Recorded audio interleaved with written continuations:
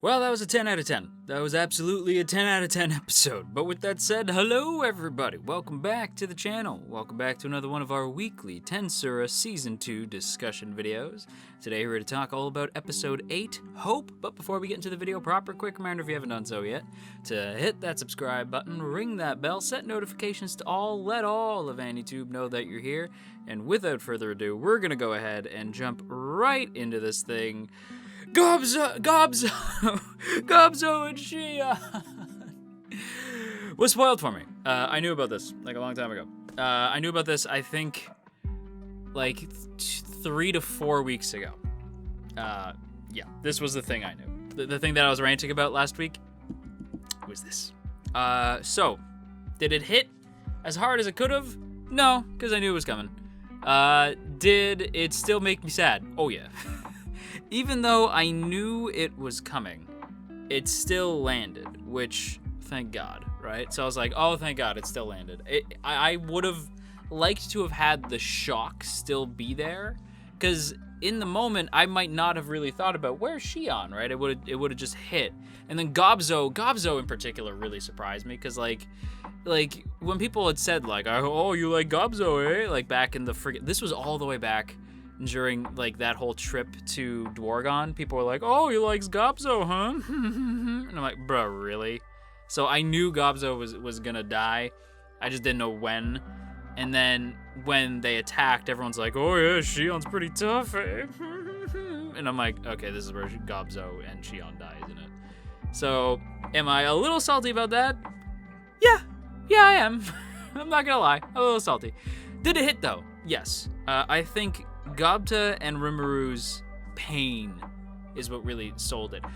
Oh my God, Gobta's like Gobzo, no! Like that screech he does, he does like the Eren scream of like, ah! Like that top of your lungs scream. Like it just rips your heart out. That's the anime scream when a character loses somebody they care about, that like guttural just, ah! Oh, it hits so hard, just got me all up in my emotions. That paired up with Rimuru just like his power just kind of breaking a little bit. Like you see him just like bursting out energy and everyone's like, oh, right? Because he's pissed. Shion's not only his secretary, Shion's a character who truly cares about him, has gone to bat for him, has stepped up to the plate for him every single time. She loves this man, right? Like with everything she's got, right? So that moment of like sorrow where he's just staring at her corpse, he's just staring at the body, and he's surrounded not only by Gobzo, but also all these other creatures who just he likely feels he let down. Like we remember from last week him saying like, did I do this? Like, was this me? Like, did I, like, by telling them to be nice to humans, did I do this? Like that sort of weight on his shoulders of, like, this is my fault, right? Like, just that idea that because he wasn't there to protect them, because they listened to what he said, they died, right? Now, we know that that's kind of horse hockey, right? Like, that's not quite right. Falmouth would have attacked no matter what. They just needed a reason. So it's like, it'd be like that. But I do understand where Rimuru's coming from, and that's that spark of power just emanating from him. The fact that he needs to recreate the mask is just heartbreaking, right? Seeing him just be like, well, this is all me. I did this. And just looking at Shion, and he has this line that just was like, just knocked me back. And that was him saying like, all this rage, all these emotions swirling in me, hate, anger, sadness, heartbreak, it's all swirling up inside me, and I can't even cry. Maybe I truly have become a monster. And I was like, oh, right? Like, that just hits so hard. God, that made me sad. But this whole scene, right, like, of him just being like, well, if I can't do anything to save them, then you can at least rest in me, right? Which is very... very much throwing back to other trauma in the show. But yeah, it's very much like a callback to that. But then, of course, the squad shows up, and I'm like, I haven't seen these folks in a while. And he's like, Eren. I was like, oh my God, I forgot these characters existed. So they run up and they're like, wait, don't do anything risky yet. And he's like, huh? And then they explain, like, there's a thing. There's a fairy tale that says that maybe you can bring somebody back, possibly. We find out that the chance is like 3%, right? But all I could think of, and some of you are going to be like, really? All I could think of was Endgame. And I know I talk about the Avengers movies a lot, but like, all I could think of was just whatever it takes, right? Just that, like, whatever it takes. Because that's I was right there with Rimuru in that moment. I was right there with Gobta and Rimuru, just like, I don't know what's gonna happen next until we find out what's gonna happen next. But I was like, I don't know what's gonna happen next. I know this. I need to see this kingdom. I need to see Falmouth crushed, right? Like, I need to see not so much the kingdom itself. I need to see the knights who participated in this crushed. I need to see bodies hit the ground. I am furious, right? Like, I am so pissed. I was so mad. So I was right there with Rimuru, just whatever it takes. Like, whatever it takes, right? So when he says, like, in order to do this, I have to become a demon lord. Like, in my head, I'm like, in order to fight demons, we must become demons, right? Like, just not literal demons, but in order to fight people who behave like demons, we must become demons. Demon lords. But yeah, that actually moves us nicely into the next thing that I want to talk about. The Demon Lord plan. This whole thing, everything about it, the Milliam backstory, I was like, when I saw like this girl whose mom was human and her dad was a dragon, I'm like, this sounds very familiar, and then she has pink hair and she wears it in like 2 pigtails, and I'm like, I feel like I know where we're going. I was like, I feel like I know who this is.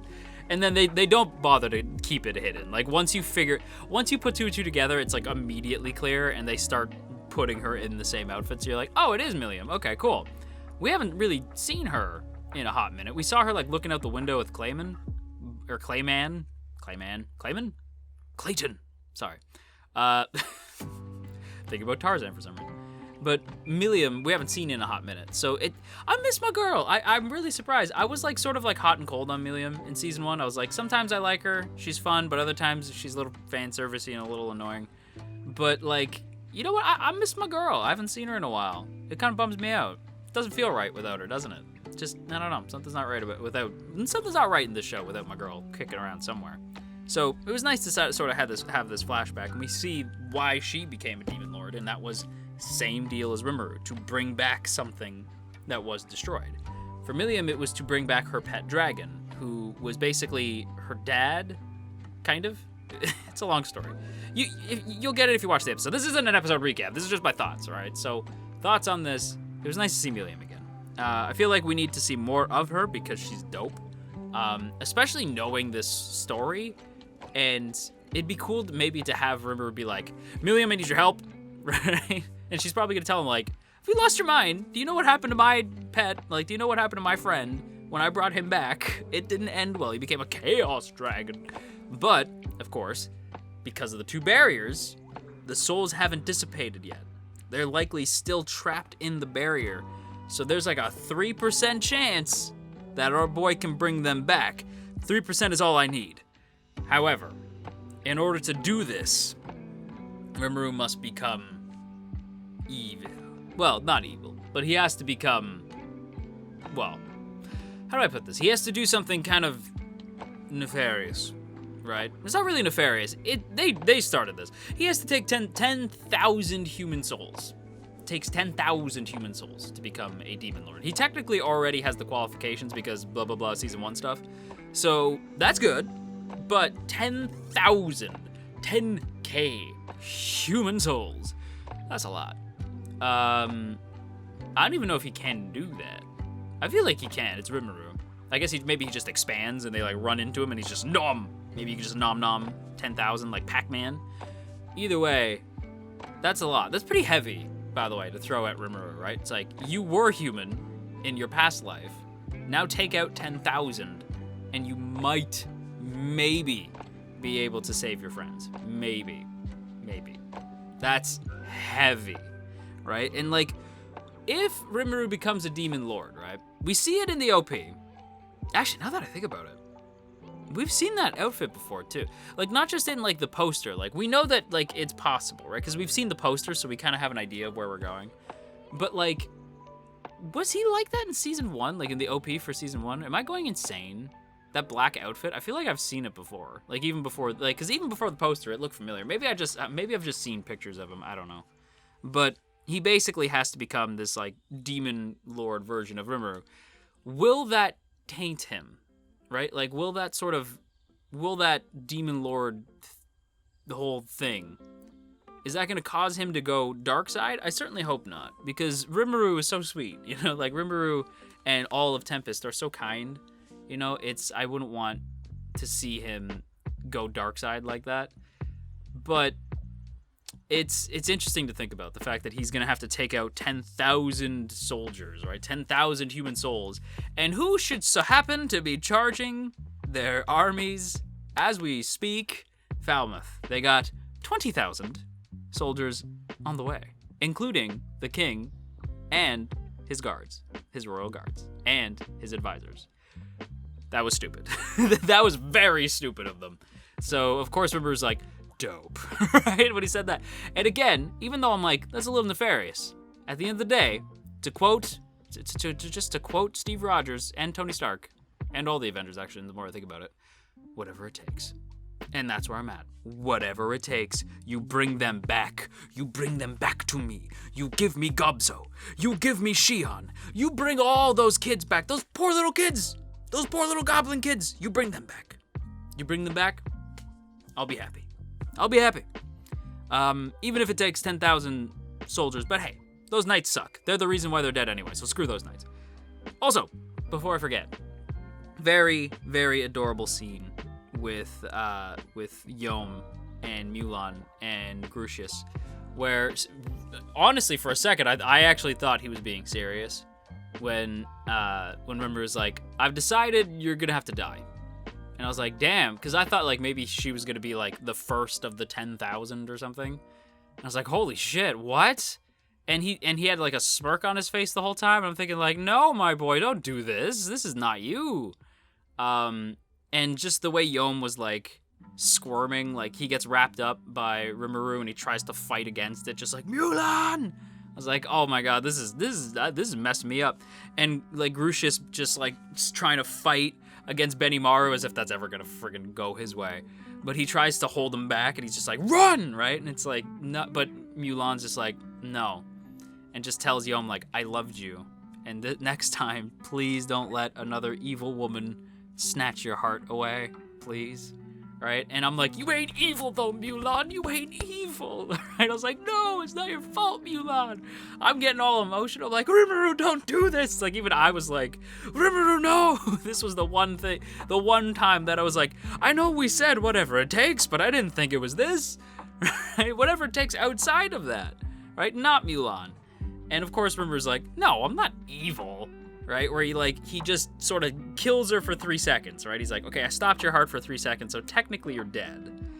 But I replaced your like, what is it? What does he say? Like a fake heart? Like, I guess she has like a patchwork heart or whatever that Clayman put in there. So he takes that out, replaces it with something new, and he's like, so basically this means, long story short, you're free. Clayman literally doesn't control you anymore. So there you go, you're welcome, right? But he does say like, that said, this isn't like yeah, I killed you for 3 seconds. That's not your punishment. I actually need your help with something. And so she's like, yeah, totally. And he explains the whole situation. What shocked me was the Yom being the king thing. Like that, I was like, huh? Right? But the more I think about it, I'm like, watching Yom grow over time, I can kind of see it. I can kind of see Yom being a king. At this point, I'm kind of down for it. I really am. Like, I think Yom as a king, right? Like, taking care of Falmouth to show, like, hey, your king and its rulers were wrong. Your people are okay. They did nothing to us, right? Eren might want to learn something from that, but, like, Titan. But yeah, sorry. Rimuru has the right idea, right? Where he's like, no, it's the people in charge that are wrong. Your kingdom did nothing wrong. Your kingdom didn't decide to attack us. You know, the innocent people of Falmouth had no say in whether or not Tempest gets attacked or not. So, you know, I like the idea that Rimuru is like, no, we're gonna put Yom in charge, and then Yom, you make diplomatic relations with us, and we're all we're totally golden, right? Everything's gravy, and I love everybody's reactions of like, huh, like the oh, what, oh, huh. like that little like, huh, what, yeah, totally. Because at first he's just like, yeah, whatever you say. What? That's perfect. The comedic timing in the show is still on point, and Yom's been hilarious this season. Like, Yom is probably like the most improved character, right? Like, I liked Yom in season 1, but like this season, oh my god, right? I think we can all agree on that. This season, Yom's been absolutely stellar. So yeah, I wanted to give my kudos to Yom. I can see this season ending with Yom ascending to the throne of Falmouth with Mulan as his queen. She straight up says, like, I don't mind being tied down for a human lifespan if it means spending it with you. And he's like, huh? Right, so they're getting married, and Grucius is like, what? No, friend zone forever! Right, but Grucius is like, actually, wait, not forever. Humans die. Well, we all die, but humans die earlier than us, so I'll have a turn next. And I was like, bruh, have a turn? Grucius, you... Man. But I could see Mulan as queen, Yom as king, Grucius as, like, the head of the knights. I could see Grucius legitimately being, like, the head knight of Falmouth after this, right? One of the top advisors. Until maybe he has to go back to the Beast Kingdom, which I think is inevitable. I could be wrong. Comments, let me know. I believe Grucius does have to go back at some point. But yeah, I rambled on a lot, man. But like a lot more than usual anyway. But I really wanted to just stress that this episode was really good. Like, I wasn't kidding at the beginning of the video when I said 10 out of 10. I'm very serious. Like, this episode was absolutely fantastic. So yeah, I just wanted to rant about it. So, with that said, that's gonna wrap up today's video. So I hope you guys enjoyed. If you did, don't forget to boop that up snoot, share if you care, leave a comment down below, and of course, make sure that you hit that subscribe button, ring that bell, set notifications to all, let all of AniTube know that you're here. And of course, before we go, as always, I want to give a big thank you to the good folks in the T Squadron. Look at these beautiful people. Look at all these beautiful names, and hey, if you would like to join these beautiful people, there are 2 ways to do so. The first is by hitting that join button right beside the sub button. That gets you a badge next to your name, some emotes to spam in the comments, and of course your name scrolling past the screen here. Or you can check out that Patreon link in the description. Either way, it is super appreciated. So once again, a big thank you to the good folks in the T Squadron, and that's it for me. I am still in the injured boy arc, if you cannot tell, although I am feeling a lot better. My doctor wasn't super sure what it is, but we are assuming it's tendonitis. So she's like we're fairly certain it's tendonitis. So I just kind of have to ride it out.